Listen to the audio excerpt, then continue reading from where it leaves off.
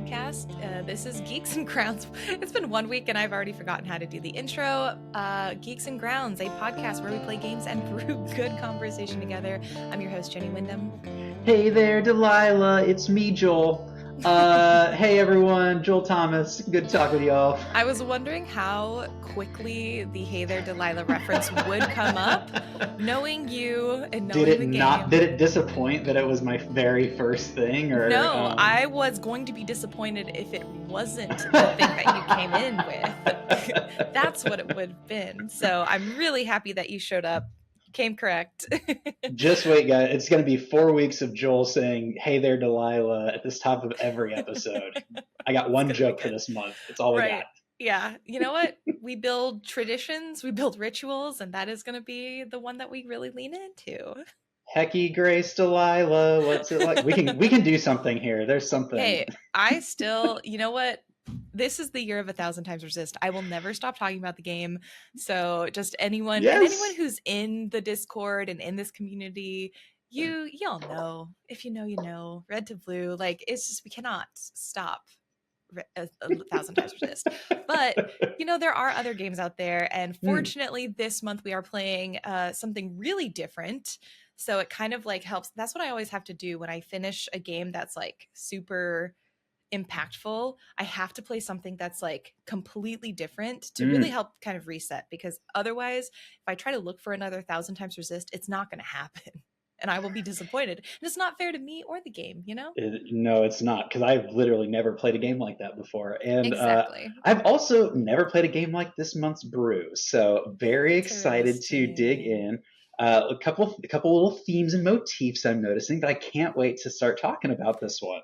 Yeah. So for folks who are first-time listeners, maybe first-time newsletter subscribers, or you haven't subscribed yet, Geeks and Grounds is a game of the month club where we play the same game together. We discuss it over a month episodically, so it gives you time to really savor it, really dig into some of the stuff that you may not have played or thought about as you played the first time around, if it's a game you've played before, or if you've played it and you're like, I wouldn't have noticed these things had I not had someone brought it up and I listened to it.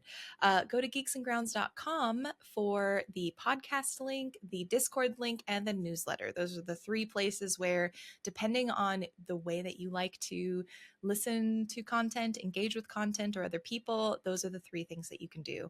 Chat with folks in the Discord as we play together, listen to the podcast to hear me and Joel talk through our thoughts each week as we play, and also read the newsletter, which is the hub for everything, as well as some supplementary materials that we think could help enhance your experience, whether it's adding additional context, some background information on the development, or just things that we are engaging with outside of the game that we think are really cool and we would like to share with you, and so you know about it.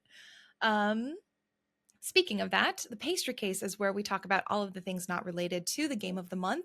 It is our grab bag of topics in the industry, as well as stuff that we're engaging with outside of the game. And so I wanted to kick off. We have two really big pieces of news, two sort of buckets that we're going to work with. One, not really good news. It's something that we've heard over the past year, over a year now, honestly. And that's, we've had a big wave of additional layoffs in the industry.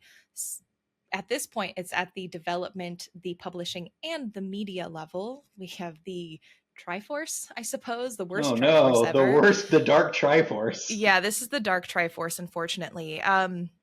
Humble Bundle recently, I will use the term that the company used, even though I think it is a horrible word. They, quote, restructured their company, their publishing arm. And by restructure, they really just meant they fired the entire publishing arm, which is 36 members of the team. It's honestly I hate that it's shocking, but not surprising. We knew, throughout this year, the whole game industry has the slogan of survive till 2025. And it's this really dark saying of, if we can make it to 2025, there's going to be layoffs through then, but maybe after that will be okay. I'm a little bit of a pessimist. I think it's going to go beyond 2025, to be frank, but it seems like this is just another addition to that, trying to survive to 2025. IGN well, IGN doesn't own. Ziff Davis, which owns IGN, is the parent company for Humble Games. So they are the ones who made the call very abruptly on a Friday morning. And just to add a little bit of context, because some of you may be familiar with Humble Bundle, that is a part of the Humble brand umbrella, but Humble Bundle, as of now, is not touched. So Humble Bundle still exists, but Humble Games ostensibly doesn't exist, just in name only at this point. The titles that were being published by Humble Games, games like Signalis, games like Mineko's Night Market, Bo, that we talked Huge about. games. Yeah, really significant indies that I think have not only been very good games, but changed some of the course of the way indie games are developed and the things that people are engaging with. Um, a lot of them are still left in the dark. I have here an article. This is an update from the 23rd, but developers are still saying that they're struggling to figure out the pipeline now for the resources that they would have had via their publisher. Things like accessing storefront pages and updating their games, things like Oh, marketing support, what's going to happen. So it's really, especially for games like Bo, Path of the Teal Lotus, where they launched the same week this happened. They're struggling, and they actually announced that they're opening a Patreon to help with support, which is making me curious about the payment pipeline, to be very honest. yeah, no So kidding. it's really unfortunate to hear about. I also wanted to highlight Bungie laid off 220 employees. And in the restructure notice, they said some of these roles may be absorbed back, like some of the people may be absorbed back in other roles around Bungie and Bungie affiliated studios, but there weren't a whole lot of details. And honestly, that's like kind of a moot point and corpo speak at that point, I would Yep. say.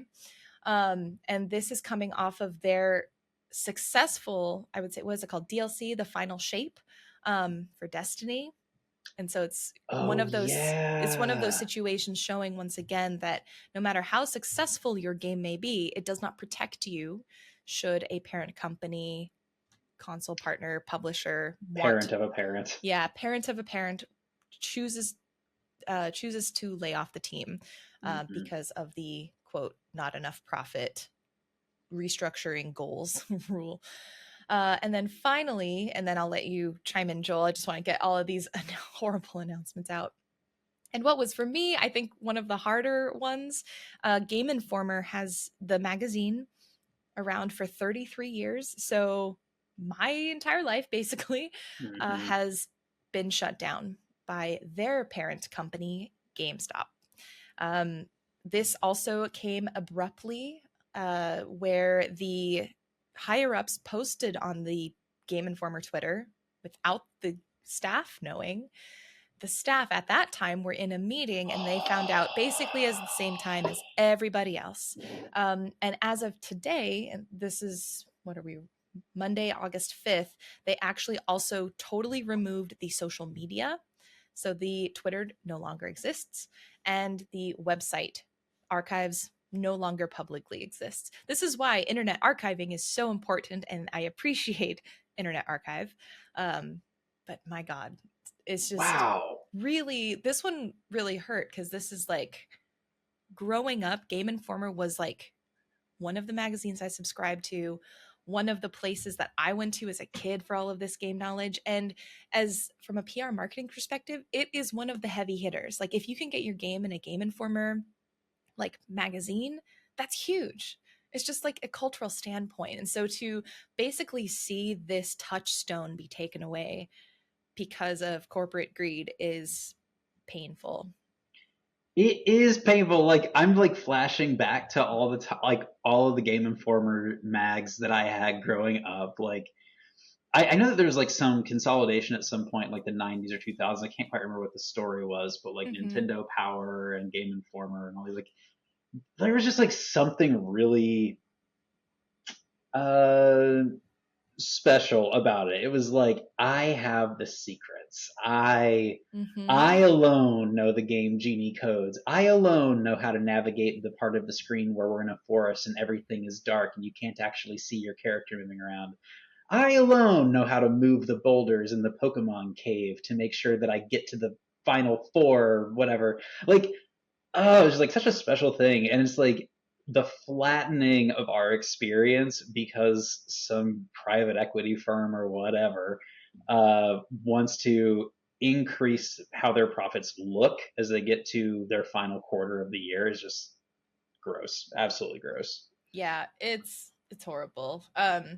So I would say if you do, I know that there's an archival project that's happening. The folks at MinMax are, I think, trying to do something related to archiving, saving, and also celebrating the history of Game Informer. So if any of you listening are particularly impacted, invested, and want to see what's going on there and maybe even help contribute, check out what the folks at MinMax are doing. Yeah, it's wild. And also, especially in terms of game journalism and the media landscape, it is absolutely brutal out there. I feel like there are very few websites now that I can really turn to that are as institutionally like embedded as Game Informer was, but there are some really good writers and works happening at places like Aftermath, the Indie Informer, who I do a podcast with called the Indie Council. Jill is amazing and does great work. Janet over at Penda Pixels, 61 Indie. There are a lot of folks doing independent indie game coverage as well as independent journalism around the industry that should, many more that I haven't listed, that should be supported. So while this isn't something that will solve the problem of what's going on, if you can find and support some of these independent publications, that does go a very long way, because a lot of them are now trying to figure out how to make a living and try to keep doing what they love in light of their companies being and their places of work being taken away from them. But in better news, I guess, not good news because it's happening, but good news because it's happening. It's one of those things. Yeah. We have a video game strike happening now. It's so what did we call it? Strike hot summer? Hot strike summer? Hot worker summer? Hot worker summer. I forget what we called it last summer. Hot labor summer. Yeah, hot all labor. Of these sound really, really gross. All of a sudden. I'm like, I forget like what we actually called it. But it's good news because it's showing that the labor movement is continuing forward, that people are seeing the benefits to unionizing and to the power of striking. So this is awesome. SAG-AFTRA, they struck last year, and it was primarily for film and TV rights, labor rights. Now they are focusing specifically on the video game industry, and even more specifically on the use of AI, and making sure that it is clearly defined that workers need protections over AI usage in these situations. It feels particularly bad in this industry, and I am eager. Does. Yeah. It really does. Yeah, unfortunately, we have already seen, and I have seen even through the pitching process of AI being used to prototype, to concept work, but it really, this technology moves so fast. It's like if we're already seeing it being used simply in the prototyping stage, how quickly are we going to see it move and people push for use, which they are now, but even a more widespread use of AI in these games in particular.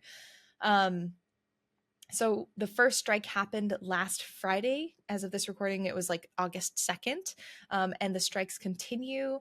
And currently the ask for consumers, like, what do we do? They said they're not asking us to stop playing video games at this point in time. We're not getting asked to join in with our own strike against specific companies, but just support what's happening and just stay updated because, the call to action may change in the future. But right now it's about spreading the word, encouraging other people to know what's going on, and to also support the strikers. Incredible. I think this is one of those industries where it just hits at every level. And I know we are hitting this across industries right now, but it feels like the ability for some CEO or bigwig to be like, what do you mean we need to pay a writer to do this scene? Like, just have AI do it. Like, all of the stop gaps and protections that we imagine we have around, like, well, what's copyrightable or whatever. It is just like a depressing conversation when you hear from these leaders. They're like, that doesn't super matter if we can't own it as long as we can make money off of it. And it's like, well, what does that mean? Mm-hmm. And it feels like video games is a particularly exploitable industry for that. So obviously we're here with the unions and we're gonna back whatever we can do, but it is just a depressing, like, to your point, it's a really good thing that it's happening. It's also a really sad thing that it's happening. Mm-hmm. And I just I looked up because I realized I wasn't 100% sure, and I think I said the wrong thing. I think the first picket line started on August 2nd. The strike began on the 26th of July. So I just wanted to clarify that for anyone who's like especially tuned in and like wanting to fact check. Get in I'm the I'm comments. trying to fact check myself, everybody. So yes, we'll keep you updated as always, because I think we've hopefully made it clear, but in enjoying games, we want to also make sure that we respect, appreciate, and enjoy and make certain that the people who make games are able to do so sustainably and in a way that doesn't compromise like their rights as people.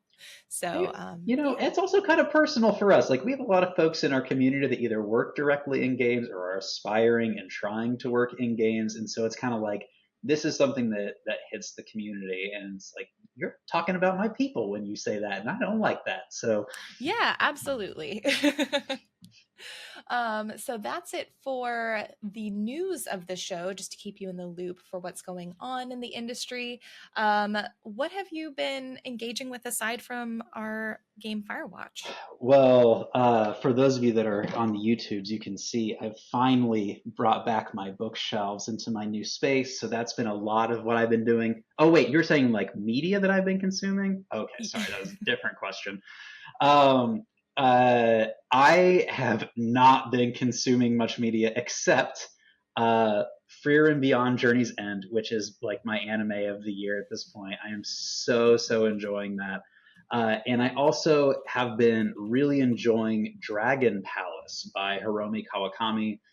She's one of my absolute favorite authors anyway, and really excited to continue reading through that. So that's Nice. been about my experience. What about you? It seems like you've been getting into all kinds of shenanigans lately.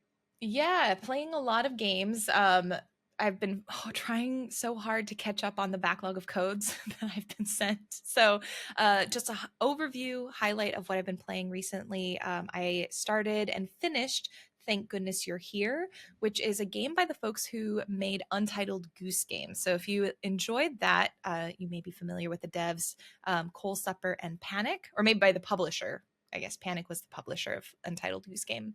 Thank Goodness You're Here is sort of blends British comedy with adventure game mechanics. So you are this like traveling salesman that visits this small English countryside town, and you're supposed to sell them something.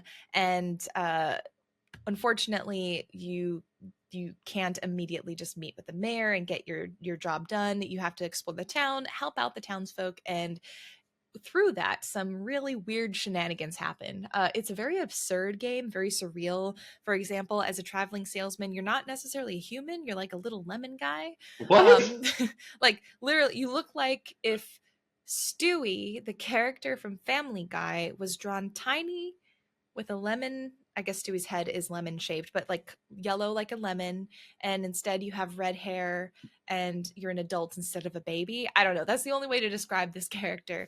And the game continuously plays with scale, where it's sometimes you're normal size, like human sized, and sometimes you are shrunk down to like fit into pipes, and sometimes you're like a tiny bubble in a glass of beer.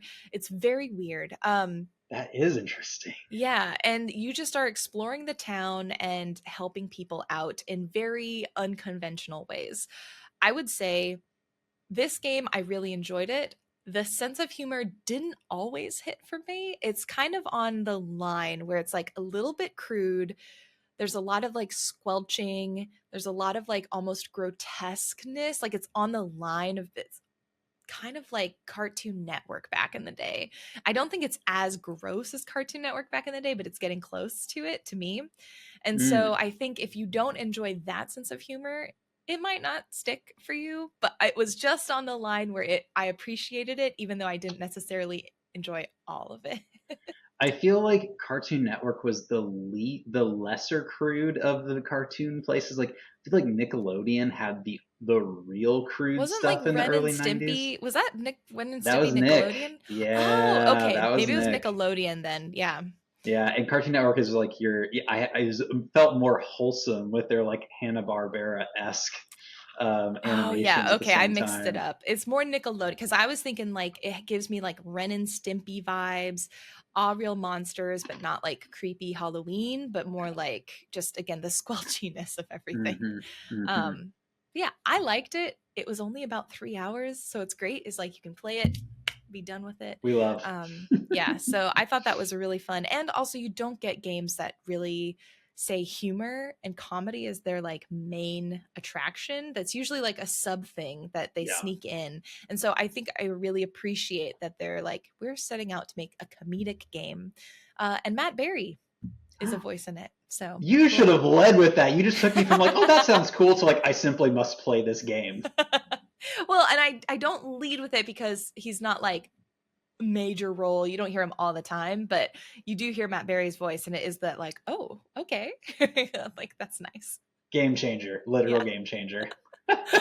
um, I also have been playing Creatures of Ava, which I think I can talk about because the embargo will have lifted by the time this comes out. So, Creatures of Ava is a game published by 11-Bit Studios and developed by Inverge Games. They are making what they're calling a creature saver versus a creature collector, where you're saving these creatures on a planet that has this infection and like sending them up to like an arc in space so they can be preserved. Um, this game, I think it strives to do a lot, and I find it quite fascinating. And I did enjoy it ultimately, but I think it's a little clunky in some of the ways that it does do it. So I will caveat with that. Like some of it is a little bit heavy handed, some of it's a little bit clunky, but I think they overall achieve what I think they set out to achieve, which is create a game about exploring what it means to come in and say you're going to try and save something, but you don't necessarily understand the context of which what you're trying to save. Someone should make a game from like the species perspective where like an alien is coming down and like trying to protect a whole planet and the species starts like crying like blood or something, I don't know, and then like only one person is left and they start like cloning themselves a whole bunch and like you Mm-hmm. know ultimately trying to understand the aliens as they try to understand us. Like someone should make that game. Right. I agree. Someone should make that game. Oh wait. Oh, are we back to the 1000 times resist Yeah. loop again? Yeah. Shoot. But Creatures of Ava, I thought was pretty solid. Like, I don't think, ultimately, I don't think it's like a top must play game, but I think it's a really solid game. And I admire that they at least tried and I think mostly achieved what they were set out to do. It plays kind of like Pokemon Snap, honestly. You spend a lot Oh, of time taking pictures, you spend a lot of time you have this like magical staff that you use to like cleanse the animals from infection, and so that's a little clunky, but it mostly worked where you just kind of like laser them but it cleans them off. And my favorite part honestly was petting all the creatures because every single one has its own animation, which I was like, you put a lot of love and care into like petting the creatures, so I appreciated that quite a bit. And then the highlight game for me this week was Fields of Mystria. I've been hyping up this game for the last probably 2 years at this point. I love it. I will not even hide the lead. It's great. I love the early access. I'm having an awesome time with it. I haven't reached the end of the early access content, but I'm sure that'll happen in the next couple days. Because I have put in a lot of time in it and I'm just having a great time. So if you want a farming sim, check out Fields of Mystria. It's great. And I started reading this book called Nine Tailed. Um, I wish I could say I love it. I'm going to give it a couple more chapters.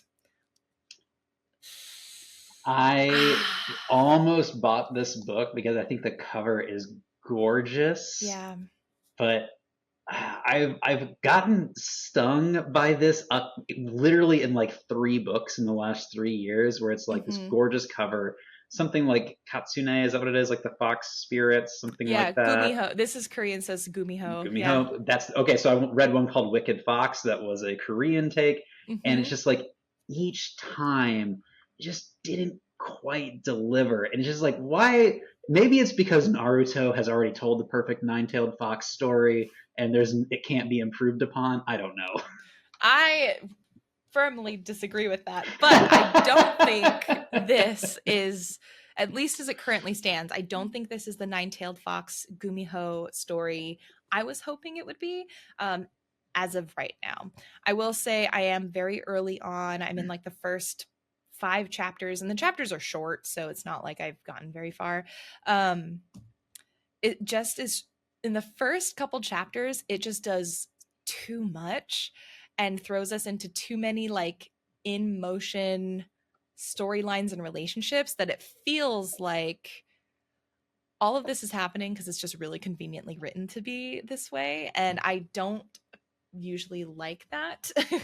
And it's not like a good in media res thing. It's like a, oh, you just happen to be my love interest that happens to be here, and oh my gosh, I'm so horny for you, even though we haven't seen each other in so long. And I'm like, I don't even know this dude. Like, what?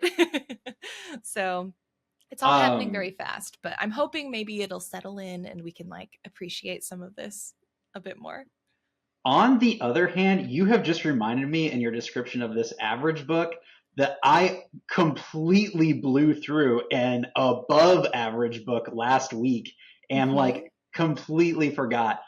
I went through Dawn Shard from Sanderson. I don't know how I missed this. I don't know how I didn't realize that there's like a little Stormlight novella out there. Mm-hmm.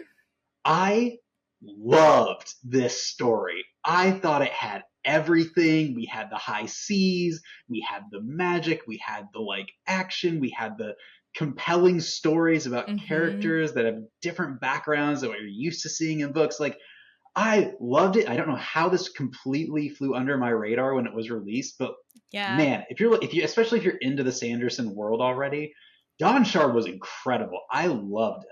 Nice. Yeah, Dawn Chart is really good. I feel like I need to reread it because we got a release date for the next what is it, Stormlight Archive book. Uh So huh. I'm like, I need to start my reread, which is going to be, it gets heftier every time because these books get thicker and thicker, which is what I like because I tend to read quickly. So the Stormlight Archive is the only series that I'm like, it takes me a couple days to like get through the books if I'm like really chugging through them. So it's Jenny nice. uses couple days where I would use the word couple of weeks, months. Like I have to audiobook them because they're so long that I would just like not be able to do it. But I think same for me. Maybe we should do a little Mhm. thing with the community. Like in September, I'm probably going to start listening through them again to get, I think it's December release for the new one or something like that. Mhm. So we could Yeah, do we like a can start up listen a thread on, along. yeah, we can start a thread on Discord Ooh! so folks can enjoy that. That would be Come great. on, Sanderson heads, get at us. Awesome. And I think that's it for the pastry case. Again, if you have any, forgot notable releases for Notable this week. releases. Mm-hmm. So Fields of Mistria is in early access. We mentioned that already. I think that technically came out on the 5th, but I don't think we talked about it because we didn't have a podcast last week. So Fields of Mistria. Cat Quest comes out on August 8th, which is super exciting. If you like RPGs, co-op, it's super polished, really fun. It is, I used to work at Kepler Interactive. I don't anymore, so I don't have to talk about it, but I do because this is just a really good game. And the team is absolutely wonderful. It's cats, it's pirates, it's good. And The Crush House, which I believe comes out on August 9th. Let me double check this. Um, Basically, it's a reality TV show, but you are the producer. And something else, yep, August 9th is release date, and something sinister is going on this reality TV show. So, very cool stuff. I love this concept. I wish more games took on this topic of reality TV and like what it could do for the mechanics of a game. Mm. So, I am very excited to play it. And that's it. Is it? I mean, does it take on reality TV perhaps in a way that like American Arcadia did, something like that, or is it kind of a different commentary? I'm not sure entirely because I haven't gotten a chance to play. Oh, so notable release. Yeah, so but I imagine it will. it will probably take on similar themes as American Arcadia, not in the way American Arcadia does, though. But I think this idea of reality TV, what we do for ratings, likes, viewership, all of that will probably play a role. Very cool. Yeah. Awesome. So, for this month's brew, we have been playing the game Firewatch. If you are, again, new to the podcast, you're just like, I haven't played it, I don't know what to do. I would say feel free to listen along. We are going to spoil everything from the very start of the game to day 63. But what's nice is that you can use this almost like Cliff Note. I don't know. I used Cliff Notes back in the day, not just to like cheat and not read a book, but it helps you deepen your understanding, help you keep an eye out for when you do play, what to pay attention to. Feel free to listen and then go play it. But also, if you've been playing along, get ready to hear what we've been thinking about the game. So Firewatch, this is a first person adventure, which normally I don't play. I don't like first person perspective normally, about a guy named Henry who goes into the woods as a fire lookout for the summer, and shenanigans ensue, I guess. I feel like right now we haven't quite hit the point of shenanigan. I think what we've hit the point of is like something wicked this way comes.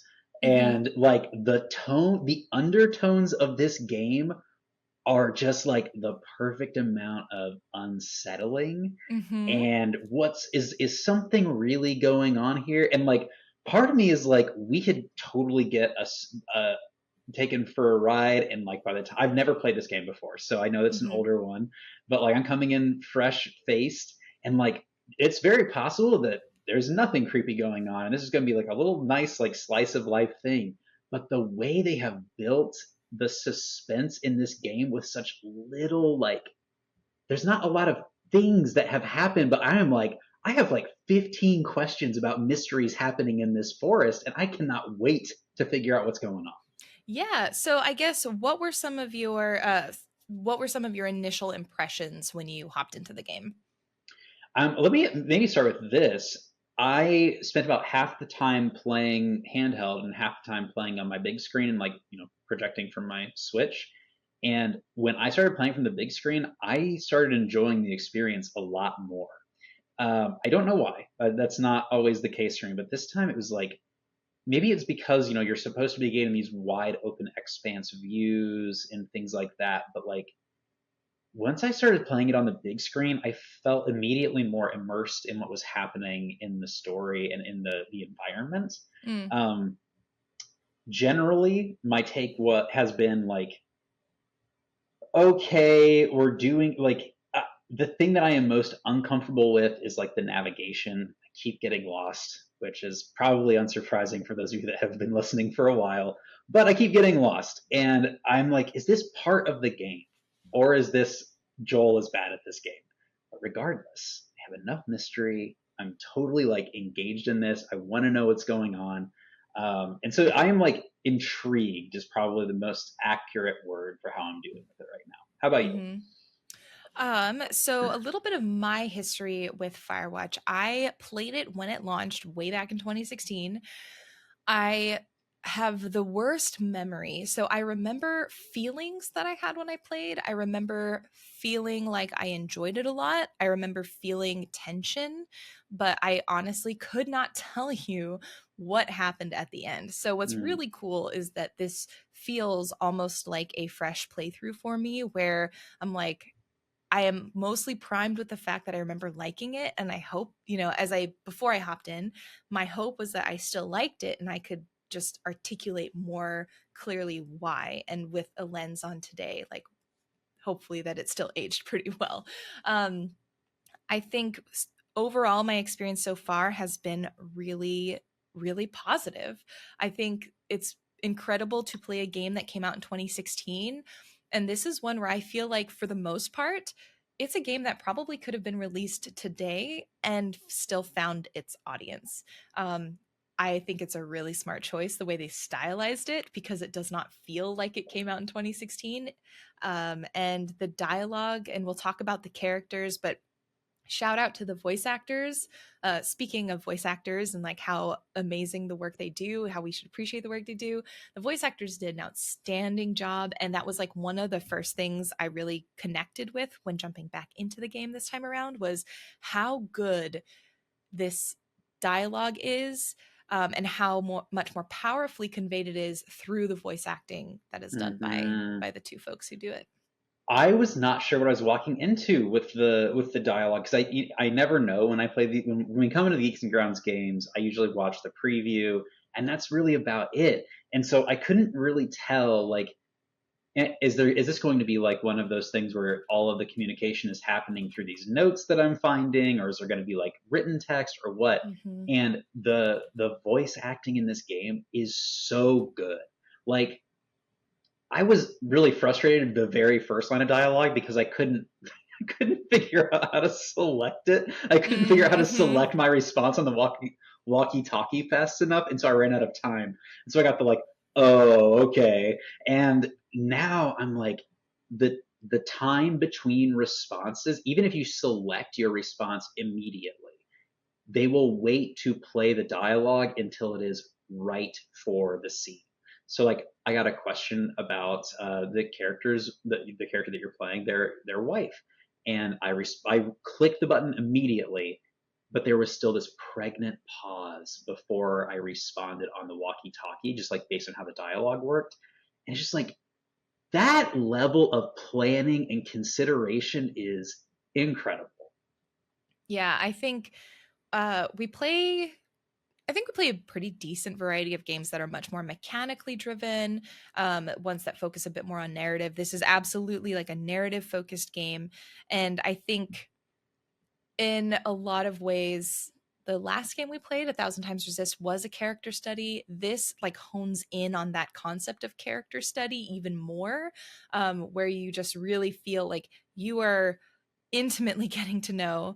There are a lot of questions still, but you are really getting to know Henry, um, and how he sort of works. And then you're really getting to know a side of Delilah, which we don't know exactly if we know Delilah. We just know Delilah is a voice, but it's Oh, I really got interesting. questions about Delilah. Yeah. So that's, I think, a good enough, unless you have anything to add for just like an intro, non spoilery summary before we Well, hop into the game. yeah, like, question one for Delilah. What's it like in New York City? Boom, second Hey There Delilah reference. We're There we good. go. Thanks. There we go. Thanks, everybody.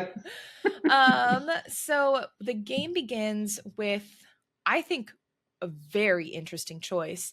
You are given a series of text on screen, Mm, and you are taken through the life of Henry, as he essentially meets his love, Julia, mm. and you get some options that you get to pick to help construct this life together. Yeah, and I think also like time and place really matters here, right? So like, we're Mm-hmm. in Boulder, Colorado, which is like a very well known like climbing and like mountaineering and hiking area in the states here. I think we begin in 1975, so like we're Mm-hmm. pre-internet.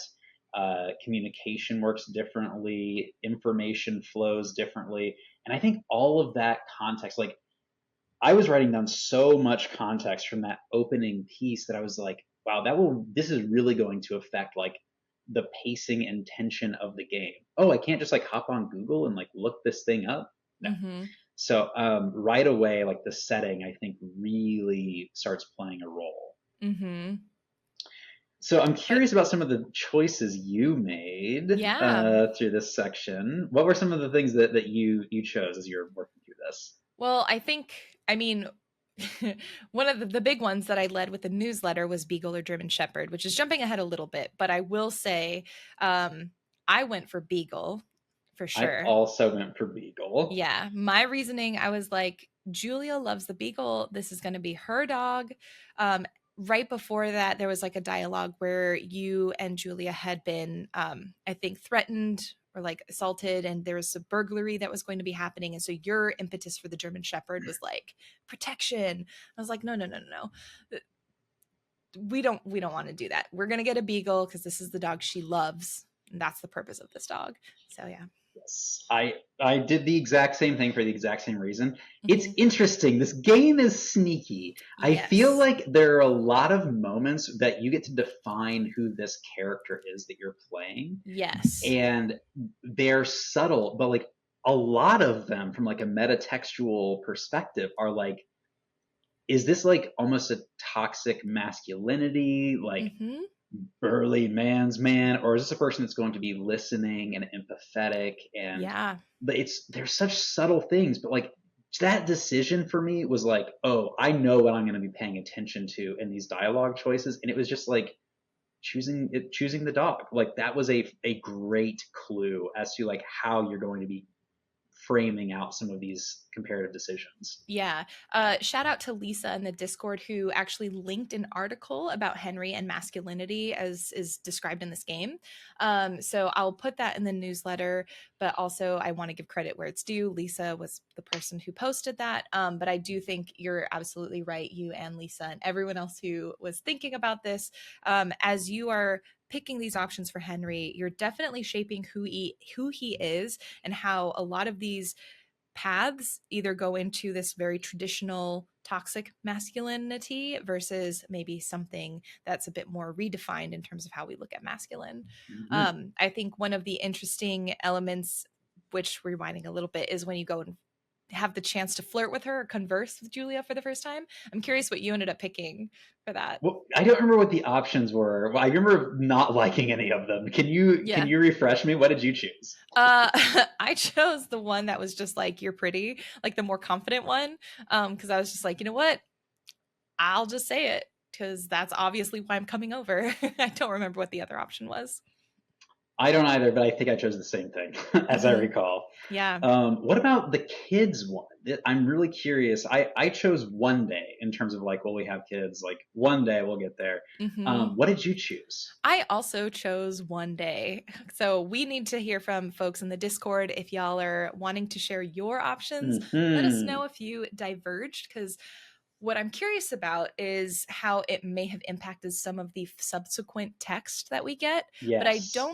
I will say that I don't think it impacts the story as a whole. I think this is more of a how are we constructing Henry and how are we playing Henry and how are we choosing him to be, which I think is interesting because normally with a character, you have two dichotomies. You have one dichotomy with two options. Uh, you have a self insert. You make your own character. It's who you want to be. And then on the other end, you have this is the character the developers made for you with their goals, their Hmm. aspirations, and you just adopt that and roleplay as that character.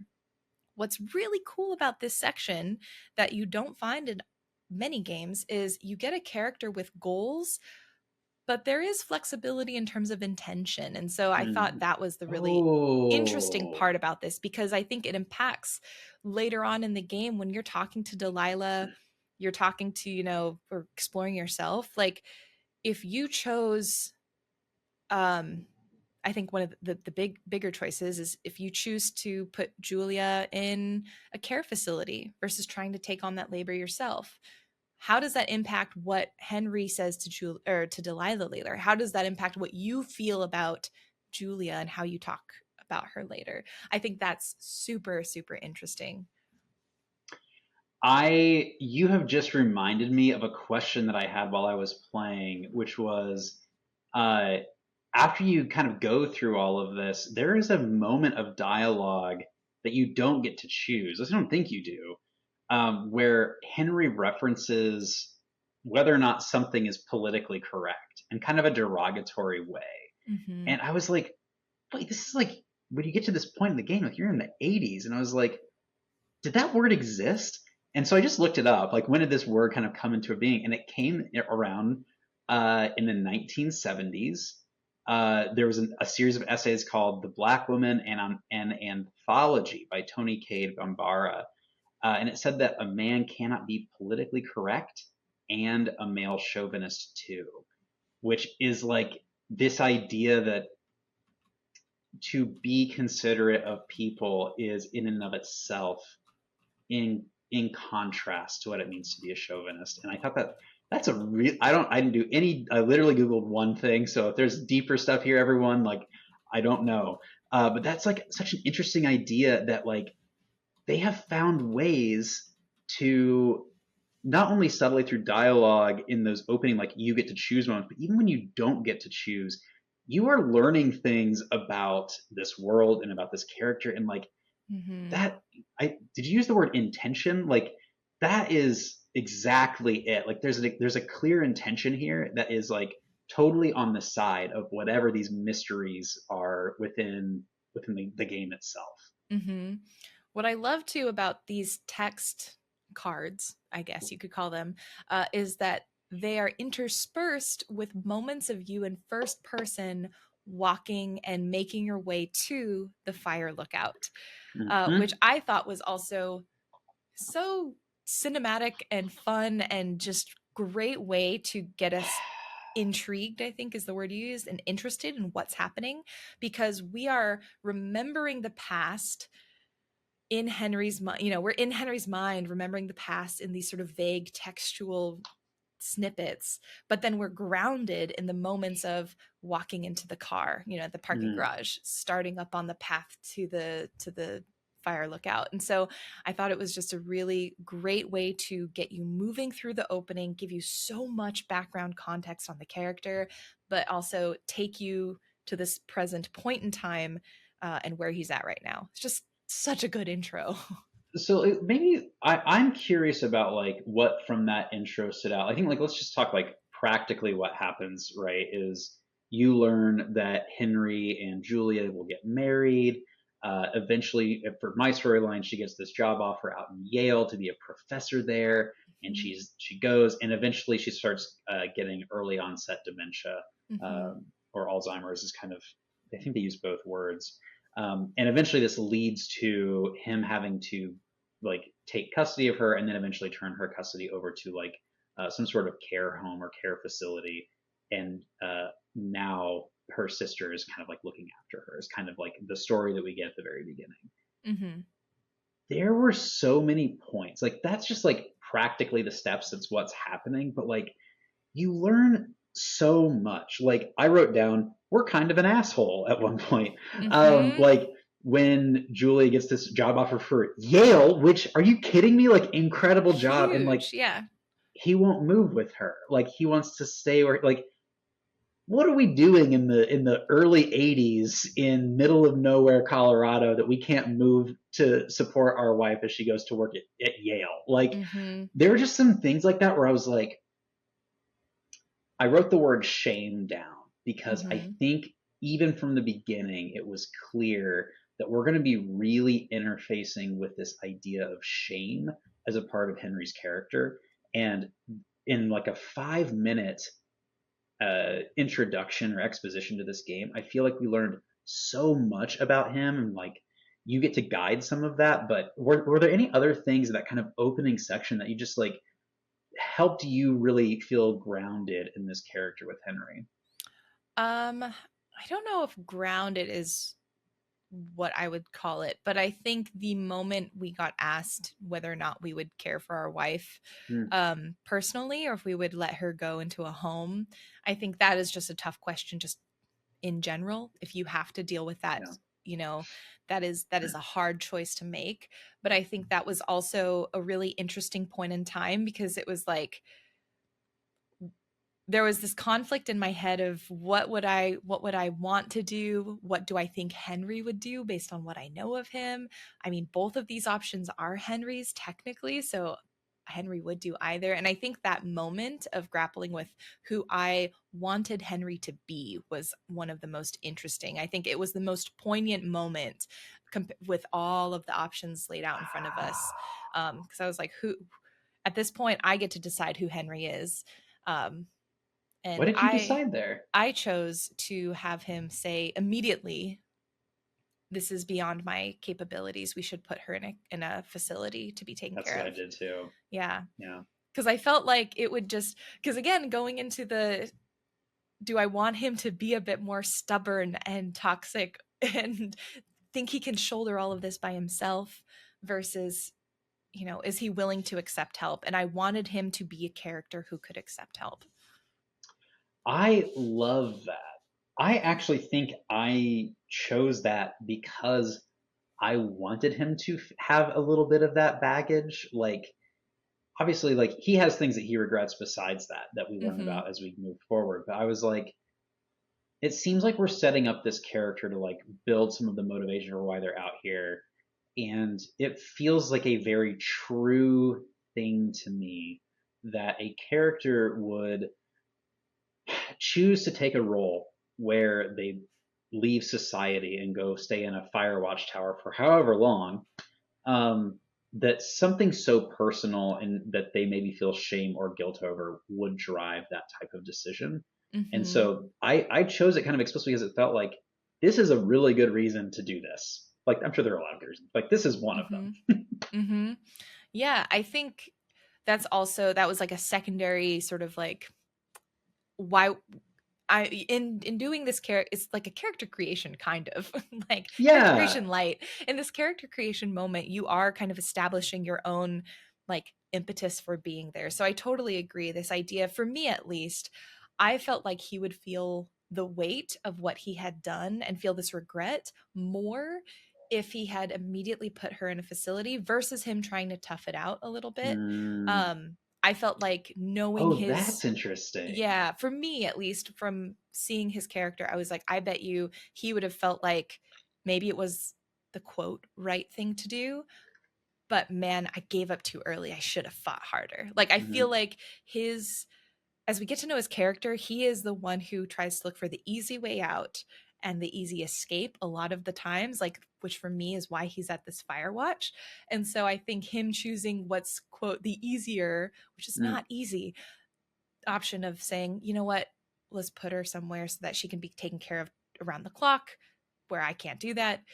Like that is a good choice to make, but he probably sees that as a sign of weakness in my head.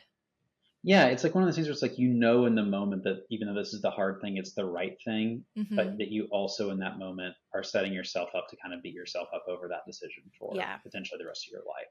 And Yeah. it's still the right thing sometimes. Yeah. And I'm That's sure you tough. could make that argument for the other choice too. I think Sure. regardless, Henry isn't Yeah. he has a really tough really tough set of situations that life has dealt him. But yeah, I think God, that intro, just the way that you immediately like I don't think I liked him. I was like, I don't Hmm. know, you'd probably be like an acquaintance, in my social book here. But I really did end up caring for him and like hoping that he could figure out a way to just reconcile everything that had happened. Because I was like, man, you got a lot of baggage to work through. I hope you Yeah. can do it here.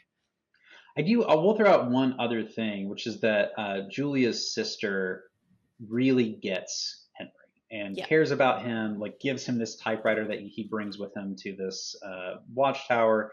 I'm assuming that's going to kind of play a role as we move forward. But she gets referenced a few times. So just to call her out as a Hmm. part of the story, Susan is her name. So as we move forward. We also, at the end of this intro, have our first bit of conversation with Delilah, and she comes in sassy, just like Hmm. I don't know. She brings some heat, and I was like, after a really like kind of heavy introduction, like she is bringing the right levity to my life Honestly, right now. breath of fresh air. Also, fun fact in the Geeks and Grounds multiverse and lore, if you remember the voice of Vivian in American Arcadia, the voice of Delilah is the same actress, Is that voice actor. true? Yeah. I was actually, it's funny. I was like, this game feels very different than other games that I've played, except American Arcadia, because I'm used to having that person in my ear. And now that I know it's the same voice actor, it's like, oh, okay, well. Yeah. Yeah, her name is Sissy Jones. So if folks are like, Joel, you're wondering, this sounds familiar to another character. It's because Vivian and Delilah are one and the same. That's very funny. Yeah. Oh, man. So we get to the watchtower and we get to day one. Mm-hmm. And we kind of open up with this experience, and you get to kind of look around your watchtower for the first time with the sun up, and you see all the different things that are around. You get a Mm-hmm. tour, but the main thing is someone is shooting fireworks. Was there anything about like the tower itself that felt significant to you in some of these opening moments as you were getting into it? Um, I think, I mean, the solitude for sure was just one thing. I think it's really interesting. Henry doesn't seem too much like a social butterfly, but I think this idea of living, just in general, living in a Firewatch by yourself with only really a walkie-talkie, um, that's got to appeal to a very specific type of personality. And it's a personality that maybe either isn't afraid to be alone and is comfortable with themselves, or perhaps a person who um, kind of relishes a little bit in the self-loathing. Mm, I feel like in some ways Henry is both looking to this Firewatch as an escape from his problems, but also it's kind of a convenient way to sort of punish himself in like a way that I feel like is slightly masochistic. paying penance for sure. Yeah, so I think this idea of solitude is one that really struck me. I posed a question to folks in the newsletter and in the Discord. Would you ever take a job as a Firewatch lookout? I'm curious if you would, Joel. I think I would. I mean, like, if we weren't worried about finances and like I had, Mhm. this summer to go do this, like I could see this being an adventure I would allow myself to go on. It Mhm. feels like I know I would struggle, but it feels like something that I don't know if I could do it, but that I would do it. Does that make Mhm. sense? Mhm. Mhm. How about you? I think I mean, I would like to do it. I think the idea of being able to just like chill in a tower, do my crafts, and like just be disconnected sounds very appealing to me.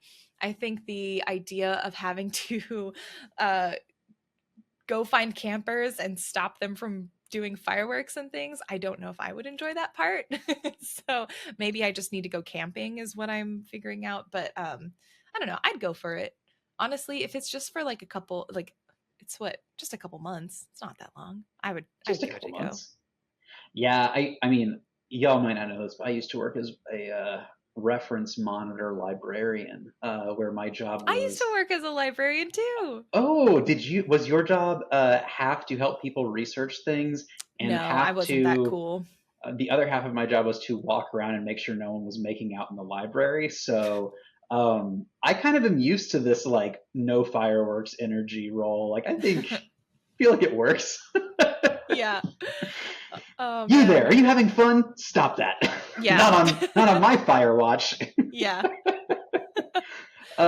So we go out. You start getting into the mechanics. There are going to be these supply crates that you can open, and there's a basic code to get into them. You eventually make your way down to this lake where there are these teams, and you see a bunch of beer cans laying around. I later learned you could pick up those beer cans and clean the Mhm. space. They Mhm. left a fire going, which is they have a high burn notice going on. So like this is a big no. So I stomped out the fire, and then you realize that like, oh, this is a couple teen girls that are skinny dipping in the lake, and Mhm. when you go there, they call you a perv, and you're just like, dude, you're shooting fireworks. I don't know. Mhm. Um, let me pause there. So like, what's your experience at this point? Like getting to this, like the teens, like what are you thinking? I feel like Henry is kind of a bumbling dude. He is so like, okay, because I don't like confronting people, but if you're an adult, you probably have some sort of skill, hopefully, in terms of like just going up to someone and saying, "Hey, this is not it. Like, stop, move on."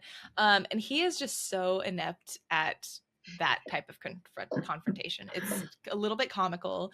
I think it's hilarious that also there's like clothing, and Henry like picks up some of like a bra or something, and he's just like, and I'm like, Henry, put that down. Don't Henry. touch it. I was like, you dingus. So I mean, I just reinforce this idea of Henry as this like, I think he's a bit more bite than, or a bit more bark than his bite in terms Sure. of how he actually like interfaces with other people in the world.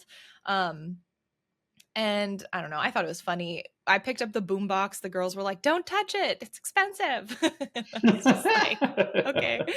Um, but yeah, no, I thought it was just funny and again a nice little moment where you get to talk with Delilah throughout and Yeah. kind of see Delilah a little bit in work mode, a little bit more in work mode than she was previously. So I'll tell you the first thing that I thought when I got to this lake was, where are all the fireworks? They were you didn't pick there was a bundle that you could pick up. There's a bundle? Did I just miss it? I think there's fireworks by the Oh, fire pit or something. I remember there was like a bundle that you could okay. pick up. Yeah. Probably just missed it, as per usual. Because I was like, these people are naked in a lake. How are they shooting fireworks? And it just made me like think like, did they actually shoot the fireworks? Was like the first thing that I was Mm-hmm. thinking. And I mean, if they were there, they were there, and I believe you fully because I miss things all the time in in games. But I was just like, this feels weird to me. Like it just Mm-hmm. feels weird, and the fact that like you have now been identified by these teens, they know that you are a person here, and your last interaction is that you're a creep, and not, oh shit, we were shooting fireworks and we're in trouble. Like Yeah. it just struck me as odd. So Mm-hmm. calling that out. Yes. My other note for Well, this and section. speaking of odd, because as you do walk back from the lake, there is something odd that happens. There's a figure that shines a flashlight like into your Mm, face, and you can't make them out, but you talk to Delilah, and it's funny because Henry's like, Delilah, there's a guy out here who's like creeping me out. What do I do? And Delilah's like, there's this place called the outdoors where people can roam freely, and so it's like maybe this is a hiker, but it does add to like, the especially as we suspense. progress later, this idea of maybe there is something more going on that we had no idea until we got to this place. I also, in this section of the game, found an old burned out cabin that had a raccoon jump scare. Did you find that in this I did section of the game? not. Oh my gosh, that's so cute. Did you find the turtle? That's the one thing I found was the turtle. I did. I didn't find the Mm-hmm. turtle on this trip to the lake, but I found it on my Okay. later trip to the lake. So, what did you Nice. name your turtle? Turt Reynolds. I also chose Turt Reynolds. It's just Good too good of a good name. choice. Yeah. It's just too good. Yeah, love that. You also start finding some interesting things in these stories. Oh, so first of this, the burned out cabin. Once you say that you found it, Delilah kind of tells you a ghost story, and it sounds Mm. like there's like a little bit of truth behind it. That like there was a person that was a Firewatch person there at one point, and they did have some sort of run-in with raccoons. Don't know what the story was really, because Delilah pulls out the sassafras and starts telling you a yarn about this person getting taken over or eaten by raccoons or something like that. Mhm. Um, this was spooky, and as you start finding more and more supply crates, like there's one by the turtle, you start finding other things that don't quite fit in the world. So, like the one next to the turtle, there is a sweater to a university in Colorado that doesn't exist. And Mhm. mind you, this is before you can just hop online and really easily generate fake t shirts and sweaters. Like, this would take effort at this point in time. What's going on there? Mhm. You start finding notes between two other maybe former employees. Do you have their names? Maybe Dan and Ryan or Um, something like oh that? gosh, my notebook isn't with me. But yeah, you see notes between like former either rangers or other lookouts who are also stationed around the area. Is that what it is? Yeah, exactly. And they're like these two guys that are specifically talking, and you can Oh, collect it's these notes. what is it? Like Ned, I think was one of Is them. it Ned? Okay, Maybe. I don't know. I can't remember. So there are these two guys writing notes to each other, and like at one point, one of them's like, "Dude, this is not professional. Like, I don't really want to talk to you about this. Like, I'm really intrigued. Like, here's one of my Mhm. points of mystery. What is happening between these two? What is their connection? Where Mhm. are they in time? So like, how does this all work? What's going on with this sweater? The thing that is spooking me out the most at this point, though, is if you sometimes you can move planks of wood around in these supply crates, and there are books sometimes hidden there. Mhm. And the books have little raccoon icons on the cover. I'm Mm-hmm. just like, I just had this raccoon ghost story. I'm seeing raccoon stamps in the front of these books. What is happening? Mm-hmm. Delilah. Yeah. Interesting. It's all Interesting. very fascinating. So that was my day one. I'm just like, immediately I'm lost. This is the other thing is like navigation. Like, how are you doing with this? Because like, without having a digital map that shows me where I am, where I'm going, I am lost immediately. Like, I don't know if it's because pulling out your compass is kind of wonky and hard to read, and the map like Mm-hmm. is a physical map which I don't know how to read. Like, I don't know what it is, but like, I am struggling to get around. I mean, I really love I feel like I am pretty adept at navigation just in general. I really like maps, and I also very much enjoyed navigating in this game. I really enjoyed the act of like, because what I found myself doing is I'll pull the map out, get a sense of where I am, kind of make sure just the triangle's pointed in the right direction. I never use the compass. I always looked at like the icon on the map itself. And as long as the Wait, triangle is what? pointed in the right direction, I think there's a triangle, or you can see like the path of where you came from so you can kind of orient to where you Rewind. are. What? You pull up Yeah. the paper map? Yeah, there's like a "you are here" little spot. It's either a square that shows you like the direction you came from, or it's a triangle, I forget. But I know that there's a way that you can look at the "you are here" dot to say like, "Oh, this is where I'm at." And then you just kind of go from there. But I guess you did not see it. Is what I'm Yet hearing. again, yet again. All right, well now I will look for that and maybe navigation. Like we've already, Jenny and I were talking before the podcast. I've already put a lot more time into this game than she has, thinking that like this is normal, and it probably just wasn't using the map correctly. But I think that's why you got this like full experience. Like I did not discover the burned out cabin yet. Maybe I'll get to it in the second half of my playthrough. So it's like maybe maybe I'll be able to like enjoy some of that later, since I didn't get Okay, to enjoy the okay. full exploration of the forest. You were getting just immersed. You were really like role playing as Henry. What is funny, I guess you're kind of right about that because like whenever you go somewhere and you're like, "Hey Delilah, what's going on with this burned out Firewatch cabin?" She'll be like, give you the history. She'll be like, "But if you're over there, you're not close to where you're supposed to be. You need to go this other way." And I've gotten that like type of dialogue so many That's so times. funny. I love that they put that in to like try and guide players to be like, you're in the wrong spot though. That's Yeah, great. yeah. So moving into day two, um, we have another day of just walking around and exploring. Now we hear that Delilah is talking to another line. And this is where it gets real interesting, because you're like, wait, Delilah, please don't talk. Wait, I can hear what you're saying. Delilah is talking about you to someone else.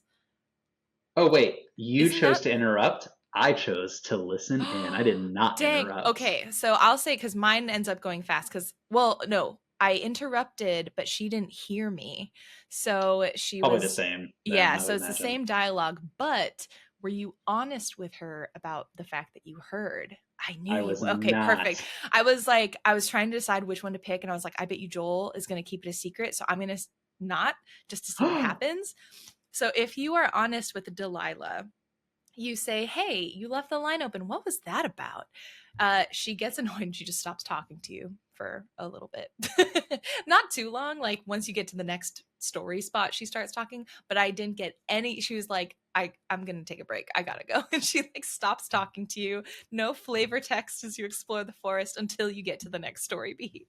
I was Because so sad. one of the things you overhear her saying is that like, "Oh no, he doesn't know about that," or Yeah. something like that. So it's Yeah. like there is something that she is not telling you. Also, I think this is about the time that I think I had this when I found the turtle. So let me know if you got it this at the same point. But like, you learned that there was a big recruitment effort uh, Yes. for the to get someone to come to Firewatch. So like, she is surprised that you are not part of that, and she says that the recruitment effort is because of this fire at Yosemite, but I'm just like, is that really what's going on here? Is there something Mm-hmm. else happening? I don't Mm-hmm. know. Yep. So Uh, as you keep walking, you are going to like check on some like utility poles or telephone lines or something. Um, and you explore some more caches. You find notes from more notes from these other guys that are writing the notes. And when you get to the telephone line, you like hike up this steep hill. Honestly, I'm just like, dang, your calves are going to look so good by the end of the summer. And unfortunately, the wire is cut, which is why nothing's working. And there's like a note that says, I think this is like go to hell or Go something. to hell, yeah. So these teenagers are just like, they're out to get you. You Rude. see, I am convinced this is not the teenagers. I am like, someone else cut this line and they placed like the same types of beer cans around. Yeah. It is a full-on conspiracy. Yeah, So, I mean, because we still don't know what that other figure was doing. They could be just someone walking around, but who is that awkward walking around at night, not saying hello, at least giving a little wave like, I'm not dangerous. It's weird. It is weird.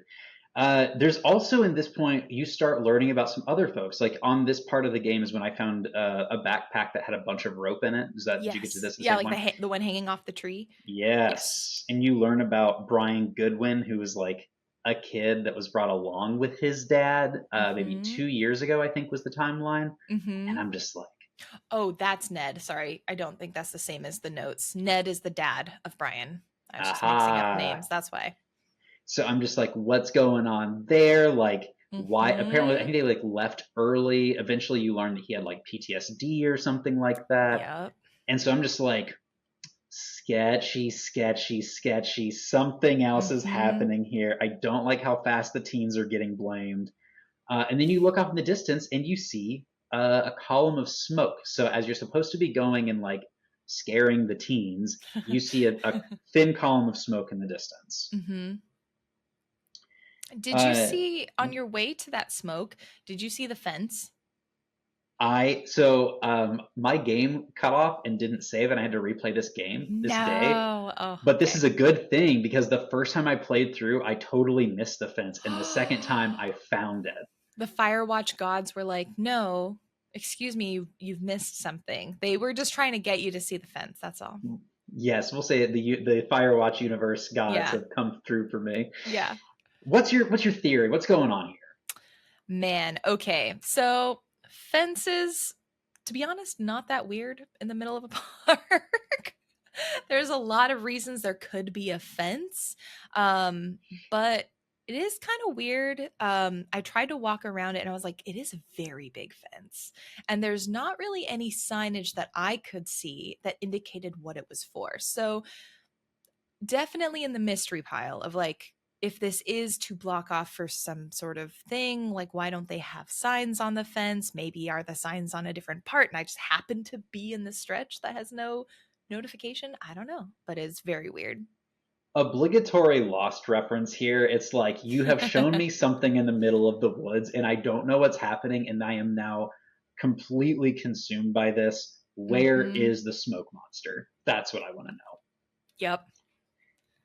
And then also Delilah kind of brushes it off as though she doesn't know anything about it. And I'm just like, I'm not really trusting Delilah these days, so I don't know what's going on. But I think she knows more about this than she's letting on. Yeah, I think the conversation right before where you overhear her is so perfectly timed to create. I don't think we're at we're not at paranoia, but we are definitely at distrust and we are definitely at suspicion. Starting around, if once I started seeing the fence, I was just like, I'm a little bit suspicious of everything going on here. I don't know why. I don't know like how far I should go with this suspicion, but things aren't quite stacking up in the way that I feel like they should for something as normal as a park. Oh no. I just realized. So also in this part of the game, you can find a Polaroid camera and you can start taking pictures of your environments. And like, it's kind of a fun little thing. And I just realized. So let's like skipping ahead to the end of this day, like you make your way through this beautiful pine grove, which, oh, Delilah knows all about the pine grove. You find this waterfall. Delilah knows all about the waterfall. And then you find what looks to be the campsite of the teens. And the tent is completely torn to shreds. Their stuff is all over the place, and there is a note that says like, "Creepy old dude, you stole our underwear, Yeah. You yada did yada it. yada." Yeah. Yeah, I should have taken a picture of that. I should have Oh taken a my picture of gosh, I that didn't even think about that. because Heavens. yes, so like what's going to happen in the coming like 1 to 2 days is like you learn that these girls are going to go missing, Yep. and that makes you kind of the last person to have seen them, Mm-hmm. and you kind of get confronted with like, are you going to tell people or tell the authorities or not, or like whatever. But like I just realized that camera could have been a way to start building your case. Oh, I didn't even think about that. I have just been taking pictures of pretty sunsets. Like I have done nothing useful with that camera. Dang it. Well, and here's the thing, because also what happens in day 3 is you well, night of day 2 you come up to the Firewatch and the window is broken. It looks like someone Oh, tried to like right. damage your place. And so what's weird, because you get the option, and I'm curious what you picked. Delilah asks you like, who do you think it is? And you can choose between the teenage girls or the mysterious figure. Which one did you pick to blame this break-in on? I chose mysterious figure because I am not Oh. convinced the teens have anything to do with what's going on. Yeah. I chose mysterious figure because I think feasibly in my head, if the kids, the teenagers are busy causing mayhem at the utility stuff, cutting lines, they don't have time to go back to the Firewatch. That has to, so I think we've got two antagonizers currently, which is kind of unfortunate for Henry. My goodness. I totally agree. I'm just like there's again the perfect amount of tension and mystery. Something dark, something wicked this way comes. Mm-hmm. However, I will say, as you are fixing this window on day 3, we get our first kind of cutesy interaction between Henry and Uh-huh. Delilah, Yeah. where Tell me more. you get to describe yourself. She's going to be drawing you. Mm-hmm. And actually, now I'm out. This is where you get the PC comment because she's like, "I can just see that you're a white guy," and he's like, "That doesn't sound very PC," in like kind of a snarky way. And I was like, "No, Henry, bad Henry."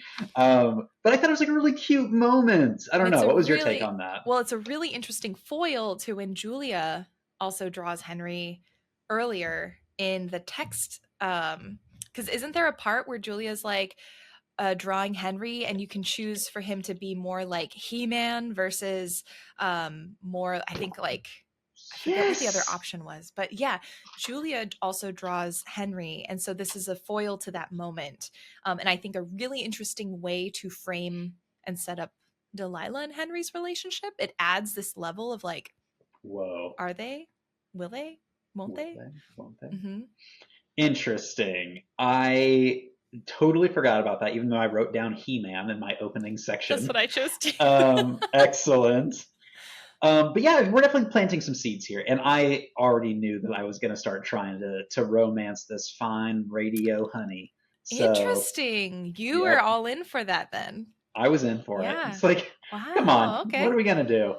I was conflicted. I honestly, I'm like, I don't know, Henry. Like, I know that you're here to escape. I get it. Like, summer fling, but also Julia. Like, we gotta have a little bit of restraint at least. I don't know. I think I was just like, he is clearly here for some sort of like fresh starts, like reset, Mm-hmm. whatever. And based on what we know at this point, I'm just like, man, the person that like he loved isn't really there anymore. Mm-hmm. And he like, even if he chose to be there That to is support fair. her, Yeah. like, I was just like, man, this is so soon for me at least. were you okay? Here's maybe the real question: were you a fan of The Notebook growing up? No. I'm so sorry, Notebook fans. I know it's a beloved classic. I was not a fan. Still And am not a yet you're fan. out here judging Henry, even though, okay, interesting, interesting.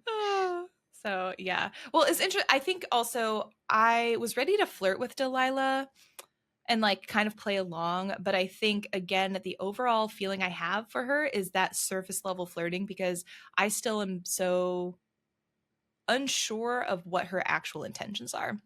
because she goes from being super flirty one second to being a bit cagey and like unwilling to respond the next. She got super frustrated with me when I tried to ask a question. And I think that level of just like volatility, even though it's not super volatile, there's enough volatility there that I'm like, I don't think you're good for Henry. It's the outsider looking in. I I don't know. think that's why. So personally, I think Henry wants to flirt and I'm trying to hold him back just a little bit. Oh, okay. Okay. You're slow playing them. I get Yeah. it. So then we do get to like day 9, which is where we get the official information that 2 teens have gone missing. You're having lunch at this beautiful rock outcrop. And then you get a choice. If you are going to essentially like inform the authorities that you may have been the last one to see these girls or not. I chose to say yes, that I was going to do this. What did you choose? I chose, yeah, like go forward to the authorities, give them the information like ahead of time. We got to cooperate because, Yeah. yeah, you know, yeah. It also looks like super sketch because it's like one of those things. It felt like a trap to me. It's like I'm gonna say no, and then 3 chapters later, someone's going to report that I was the last one to see them, and yada yada yada. Mm-hmm. Although I don't really trust Delilah, so that like she might not tell the police that, in which case it might end in the same way. We'll see. Yeah. Who knows? Okay, day 15. Mm-hmm. I don't know if it's a dream. It's the middle of the night and you hear someone calling you on the radio, and I was convinced that that was the voice of Delilah calling me in the middle of the night. Yeah. And then as soon as you start talking, it is Jules that is talking Mm-hmm. to you, and you have this Mm-hmm. really like kind of heartbreaking conversation. Yeah. But can I just ask, like, did you think it was Delilah that was calling at first? Like, At what's going first, on here? yeah, at first I thought it was Delilah. And I would be, oh man, I almost want to go back and try and replay the scene to see if they do switch the voice because I for You sure, get to choose. yeah. Well, and it's one of those things where I'm just like, yeah, I was so honestly shocked when it was like Henry responding as if it was Jules. And then it was, and I was just like, wait, what is even happening? So I feel like, I don't think it was a dream, like maybe he was sleepwalking. I don't know. I think he was actually talking. I don't know if other people were on the line. You know what I mean? Like that's how I felt. I was like, are Interesting. you just talking to nobody and like, just saying something into the ether to try and like bring yourself this catharsis? I don't know. The first line of you get to like someone's calling, it's a woman, Mhm. and you get to choose your dialogue. And the dialogue I chose was, "Babe, it's late." I was thinking it's Delilah. We're 15 days into this thing, Mhm. and something's percolating. But I am wondering if I had chose a different dialogue option, if it actually would have been Delilah and not Jules. Do you remember what dialogue you Interesting. chose? Did you choose the "Babe, it's late" dialogue? I do not remember, and I don't think I even wrote that down. I'd be very curious as well. I might just do a second replay, like a second play, because it's such a short game that I feel like I could just barrel through it and try and like see some of these and just pick the opposite things just to see. Because I am very curious. I think I would guess that it's probably the same, but who knows? Yeah. It feels like they kind of do that. Like you get diverging things that kind of lead you to the same outcome. So it's Yeah. very probable that it's the same. But I don't Hmm. know. It's interesting. Day 33, we get a little bit of Delilah's romantic history with her ex Javier, and Hmm. how they split up. Sounds like his brother died and she didn't like support, and that kind of ended things. Is Yeah. that kind of your takeaway from that? Yeah. I also appreciated, I think this was the first time we've kind of, I don't know, I think it's the first time we've had Delilah share more with us. And it was her first time, I think, maybe being a bit more vulnerable. Again, I hate it, but I'm like, I don't know. It's weird because we don't know her. She's just a voice at the other end of the radio. And so I think it's just interesting to think about all of these facets of her that we've seen, and we're trying to construct this person in our head and this person that we're trying to understand. So it was just nice to have this other facet of her. But again, it was like it's so different than some of the other things we've seen, which is interesting to me. A voice inside my head, for sure. Hmm. We get to our last day, day 64, 63. What's the day? Yeah, I think the game kind of jumps from like the Yeah. 30s to like 63, 64. And this 63, is yeah. where I think like one of my I think one of the more interesting scenes up until this point happens. Mm. Talk about it. Like, what were the things that were interesting to you in this moment? Yeah, so at day 64, 63, 64, you have this fire that has started in the distance. It's evening time. And this fire is not just like a little wisp of campfire smoke. This is seems like it's an actual forest fire beginning to build. Mm-hmm. So that's kind of exciting because this is your job. You're a Firewatch lookout. So you're like, yay, I get to do this. You're kind of like, what do we got to do? And Delilah is just like, this is old hat. Like, just got to report it. Let's come up with a name. And I think it's really cute. I'm curious, you get the options of what to call this fire. I think they give you the option of the June fire, the Delilah fire. Um, what what did you try to name this fire? I tried to name it Delilah, kind of tongue in cheek. I went full flirty in this Me in this too. scene. I was like, you know what? It's night. The stars are out. We're lonely. We I tried to fight it, but Henry wants to flirt, so I'm gonna let him flirt. And so he called the fire Delilah. She's 1,000 miles away, but Yeah. But the tonight she looks firelight so don't shine as pretty. bright as her. Yeah, exactly. Yeah. I had a couple things that I noticed here. I'm Mm-hmm. wondering if you saw them. So, Yep. first of all, during the dream sequence, there's a bunch of writing on the desk from your typewriter. Mm-hmm. And I can't remember if there is on other days as well, but there definitely is during the dream sequence. On this day, there is no writing next to the Mm-hmm. typewriter. Is that significant? What's going on there? I wasn't sure. I have noticed there are the I don't know if this is like, oh, we're gonna make the desk and cabin have different periods of clutter and different statuses to make it feel like it's being lived in, or if there is significance. I felt like at this point, I was just like, you know what? Maybe this is just days have passed. They're trying to indicate like you've cleaned up versus maybe you've had a messier stint and you haven't cleaned up yet. But I don't know. I think that's a really good detail to notice for sure. I'm just going to keep checking on this each day and see Hmm. what's going on there. Like, is the writing just a voice inside my head? Hmm. Um, the other thing that felt too specific to not be a clue is Delilah has this specific exchange about like this trick she learned from like her sister or something to on hot nights put a bottle of something in the river to keep it cool, and Hmm. then you can sit on the riverbank and drink a cold drink when it's hot outside. Hmm. This line of dialogue felt way too intentional to not be meaningful. Yeah. Yep. I totally agree. Um, I also did you pick up the whiskey from the campfire? Yeah, I did. Okay. I was kind of like, man, why aren't we like, because I believe Delilah's, she's drinking, she's having her midnight beverages. I'm like, Henry, just like have a sip, have one with her. But we didn't drink anything. But I do think it's interesting because up until this point, we have heard a couple of times Delilah like mention drinking. And I feel like it could be totally innocent and just like, you know what, maybe that's just like, she just likes to have a drink. Some of us do, and that's totally fine. But it is curious to me, just like, especially with that line in particular. I'm like, you have mentioned this quite a bit.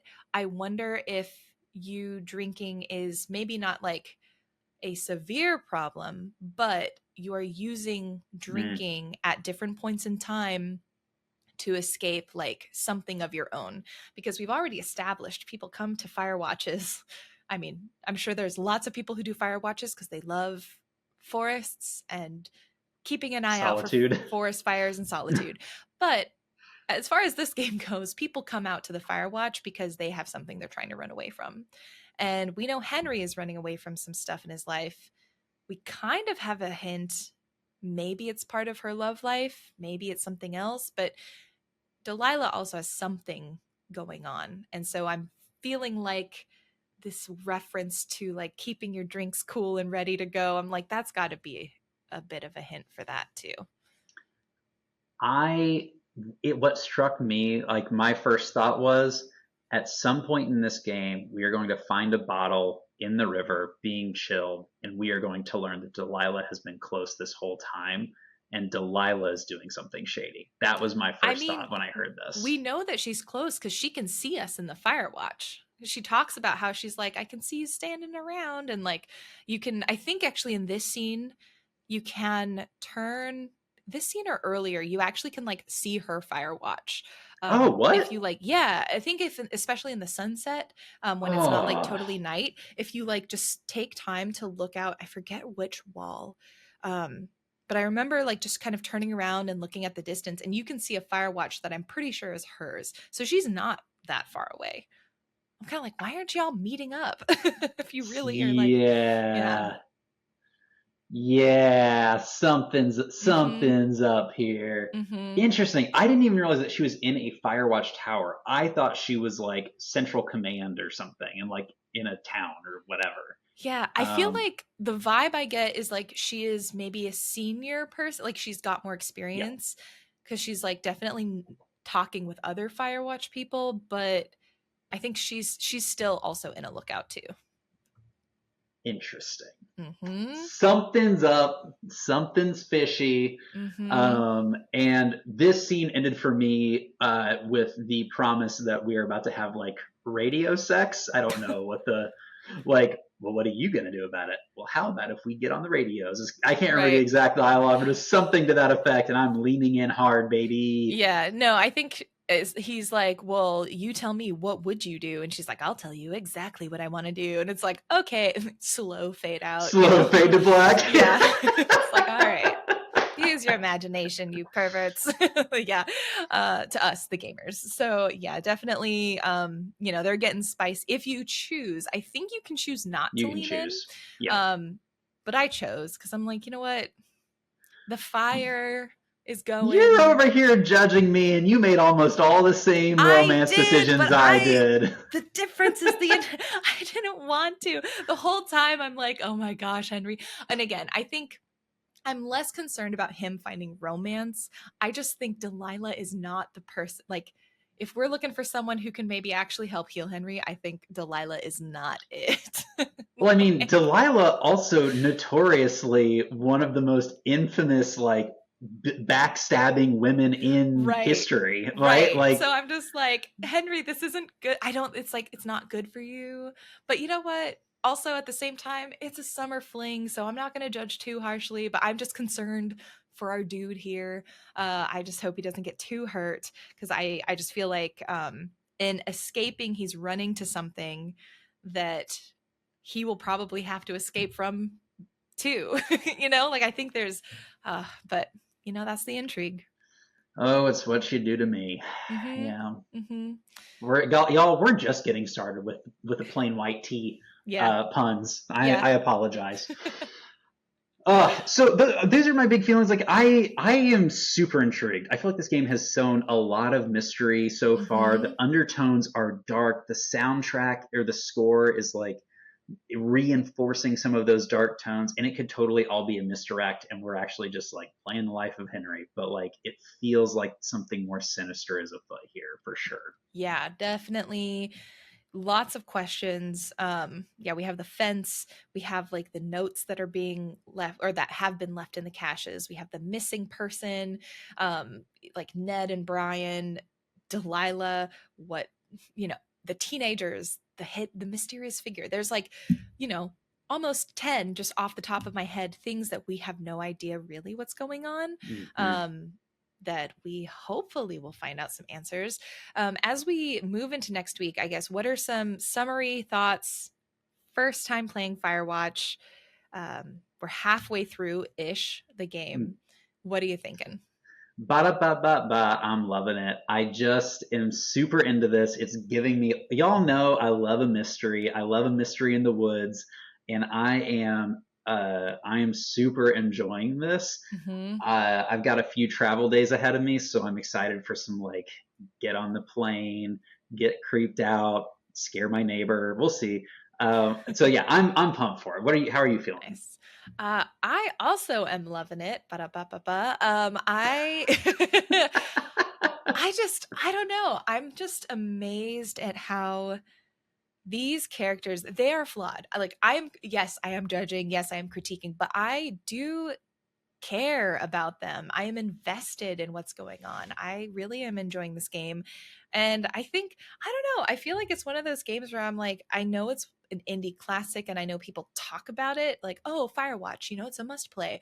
Mm. But man, it's like, I am really happy that we're revisiting this because it really is something special. And my God, it's beautiful. Like the screenshots that I've taken of this game, like every single one of them could be a postcard. Yep. Stunning.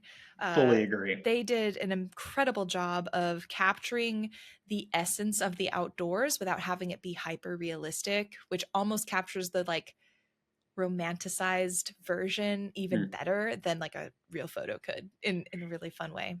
It almost looks like the like national parks posters for like the US national parks. We have these kind of like vintage style posters that are like Yeah. all like not animated, illustrated. And it Mm-hmm. looks like someone took that style and made an entire video game out of it. Like that's what it feels Yeah. like to me. Well, they I think in the for anyone who's interested in the newsletter, there's a video linked from a GDC talk talking about the art direction of the game, and that is mentioned is like Oh, looking at these cool. park posters and some of these retro color palettes, like how are we capturing this? So that definitely was a source of inspiration. Hecky grace, y'all. We're doing it.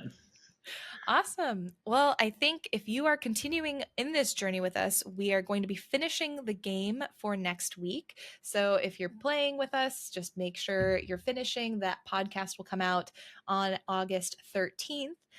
And for a bonus game, this is like we have sort of this awkward time period where Firewatch doesn't take the whole month to finish.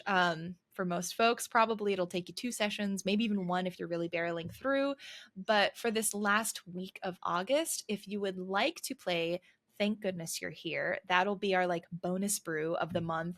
And we'll have a podcast dedicated to it. But again, if you just want to use that as a time to finish up Firewatch at your leisure, feel free. If you're like, I just want to listen, I don't even really think I want to play, that's also fine.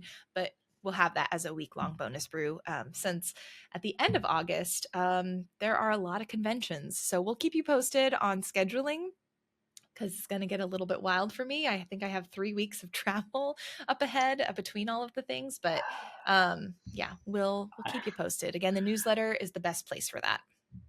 I am on week 3 of travel myself this week, so I get it. Yep.